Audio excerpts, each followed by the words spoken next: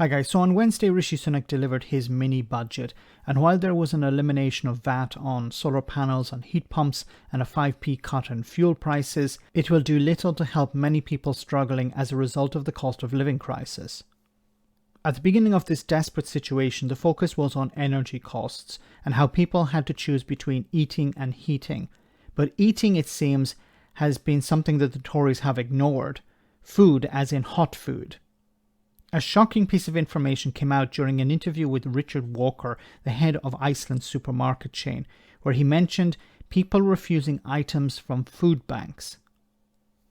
Some of the things that you are pointing to are things that they're going to continue to be high, aren't they? They're not cyclical. I wonder if you think we need to be prepared for some of this kind of higher level of food price to become embedded. Potentially, yes. I think some of these things are a short-term blip, hopefully, and supply shortages. There is no sunflower oil, for example, but hopefully that eventually will unravel. But you're right. Systemically, if you look at it, you could argue food has been too cheap for too long, but that has to be matched in wages and productivity and everything else in between. So we may have to readjust, and obviously we have that base level of inflation, which is around, I forget what it is, 6% or so. But the reality is it is higher on food. It's probably pushing 10%. And it is higher on certain things like milk, for example, where the price has gone up significantly because of all the processes involved in producing it.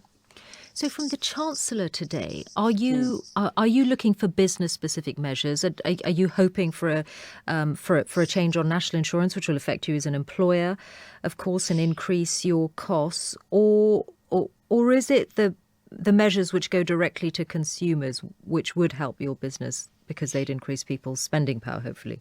Yeah, I think we rightly focus on the consumer because I think the cost of living crisis is the single most important domestic issue that we're facing as a country, and it is incredibly concerning. You know, we're hearing of some food bank users declining potatoes and root veg because they can't afford the energy to boil them. So, rightly focus on the consumer, but actually that means we have to focus on business as well, because ultimately it's the consumer that's affected by the squeeze in business cash and profits.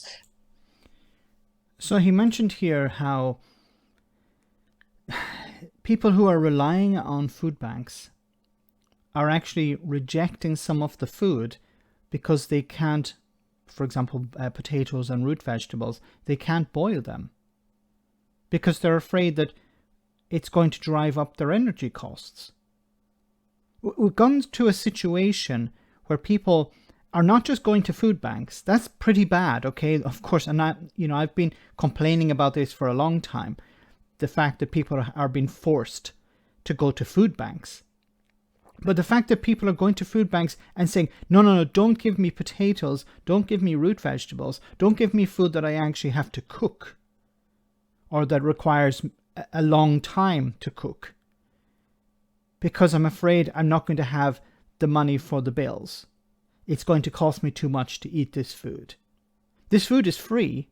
I'm getting it for free, but I'm afraid the cost of actually cooking it is too high. And you have Tory MPs and Tory ministers talking about how the government are doing so much to help people. They're not doing enough to help people, because if people have to rely on food that's cooked quickly or food that doesn't have to be cooked at all in order to survive, that's not enough. And I don't even know what to say in regards to that, how bad it is. The barrel, I thought we had reached the bottom of the barrel when we got to food banks, but the fact that people are rejecting food from food banks is unprecedented. Like, where do we go from here?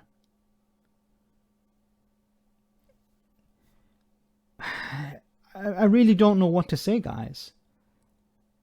The fact that you have a Chancellor who's worth at least £150 million and his wife is richer than the Queen.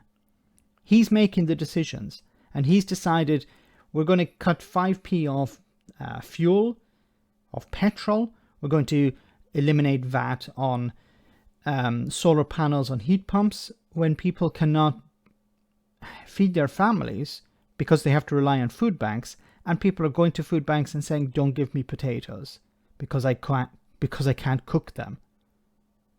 I'm afraid that if I do cook them, I'm going to receive a huge bill and I'm not going to be able to pay the bill. And then I'm back into that situation of deciding, do I cook food or do I not cook food? We're not even in the situation of heating and eating. It's eating or not eating. And all the while, you have Rishi Sunak, a quasi-billionaire, deciding for people and telling people, don't worry, I know exactly what you're going through. I can relate to that. Of course he can't. He has no idea of what people are going through.